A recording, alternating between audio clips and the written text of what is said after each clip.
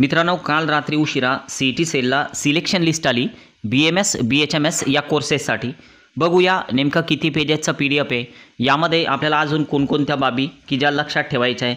हे जे PDF आहे तर हे अगोदर डाउनलोड केलेलं होतं, तर त्यामुळं हे डायरेक्ट आता या ठिकाणी मी याला ओपन करतोय। आता यामध्ये जर आपण बघायला गेलो तर कट ऑफ नेमका कुठपर्यंत येतोय, आपल्याला महाराष्ट्रामध्ये सीट मिळेल का, अजून काही चान्सेस आहेत का, हे सर्व आपण या व्हिडिओमध्ये बघतोय। बघा, जर समजा याचा विचार आपण केला तर जवळपास 135 पेजेसचं हे PDF आहे आणि सुरुवातीलाच आपल्याला दिलेलं आहे की नेमकी डेट ऑफ जॉईनिंग वगैरे किती असणार आहे। म्हणजे जर तुम्हाला या राऊंडमध्ये BMS किंवा BHMS मिळाला असेल तर ते कॉलेज जॉईन करणं कंपल्सरी आहे।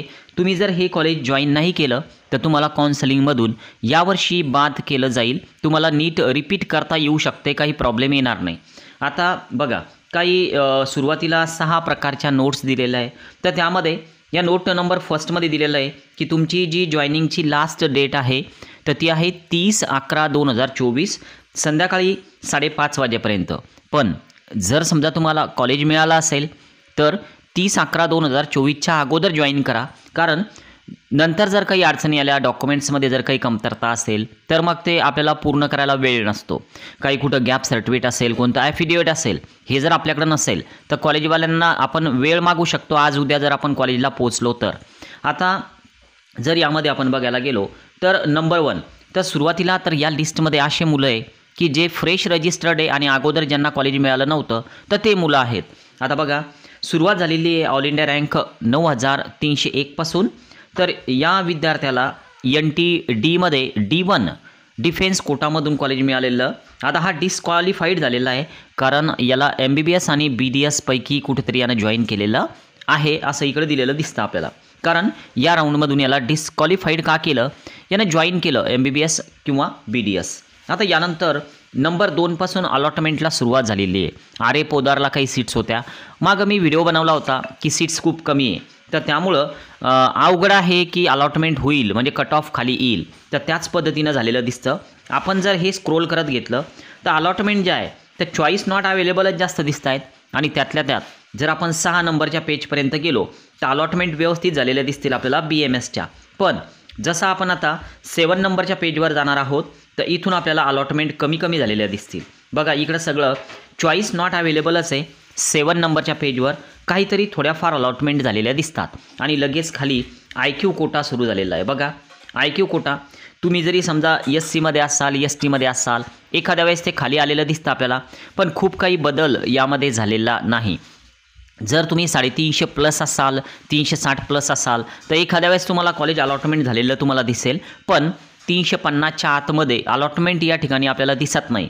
आता जर समजा आपण यामध्ये बघितलं तर बघा, हे चॉईस नॉट अवेलेबलची एक जी लिस्ट आहे तर ती खूप या ठिकाणी लेंदी दिसते। बघा, हे जवळपास समजा या पेजवर चॉईस नॉट अवेलेबलच आहे आणि डिस्क्वालिफाईड विद्यार्थी आहे आणि IQच्या अलॉटमेंट आहे। थोडक्यात 8 नंबरच्या पेजपासून BMSच्या अलॉटमेंट नाहीतच जमा आहे। IQची अलॉटमेंट ही कॉलेज फीजच्या तिप्पट फीजवर केली जाते। कॉलेजसोबत अगोदर तुम्ही बोलले असाल, तुम्हाला जर अलॉटमेंट झालं असेल तर नक्की आता कॉलेजला तुम्ही जॉईन केलं पाहिजे। आता BHMSचा विषय काय, तर BHMSचा सुद्धा कट ऑफवर फारसा इफेक्ट झालेला दिसत नाही, कारण सीट्सच नव्हत्या जास्त महाराष्ट्रामध्ये। मग आता याला दुसरा पर्याय काय, तर कालचा एक व्हिडिओ आहे आपला, कर्नाटकचं रजिस्ट्रेशन सुरू आहे, UPचं सुरू आहे, पण आजचा शेवटचा दिवस आहे, म्हणजे जवळपास समजा 2 वाजेपर्यंत आपल्याला तो निर्णय घ्यायचा आहे। 2 वाजेनंतर आपलं रजिस्ट्रेशन होऊ शकणार नाही UP साईडला, तर त्यामुळं नक्कीच तुम्हाला जर यामध्ये कॉलेज मिळालं नसेल तर अजूनही तुम्ही UPच्या BMSचा विचार करू शकता। साधारण 2.5 लाख 3 लाख पर इयर कॉलेजची फीज लागते। त्यानंतर हॉस्टेल मेसमध्ये तुमचे 80 ते 90 हजार रुपये जातात, तर असं तुमचं टोटल वर्षभराचं बजेट साधारण एक 3.5 ते 4 लाख रुपये असायला पाहिजे, म्हणजे तुमचं UPचं BMSचं स्वप्न पूर्ण होऊ शकतं। राहिला प्रश्न की स्कोअर किती, तर 112 मार्क्स पाहिजे तुम्हाला UPच्या BMSसाठी।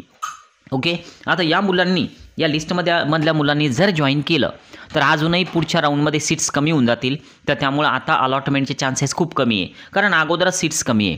तुमच्या जर अशा होप्स असतील की सर नवीन कॉलेजेस येणार आहेत तर त्यामुळं आम्हाला तेव्हा अलॉटमेंट होईल, तर नवीन कॉलेजेस येणार आहे अशी कोणतीही न्यूज नाही आहे. तर त्यामुळं तुम्हाला जर असं तुमच्या जर आशा असतील, अपेक्षा असतील की नाही नवीन कॉलेजेस येणार आहे, तर थोडं रिपीटची तयारी असू द्या आणि नंतरच मग त्या नवीन कॉलेज येणाऱ्या कॉलेजच्या भरवशावर तुम्ही थांबू शकता. ठीक आहे, आज आपण या ठिकाणी थांबूया. बाय.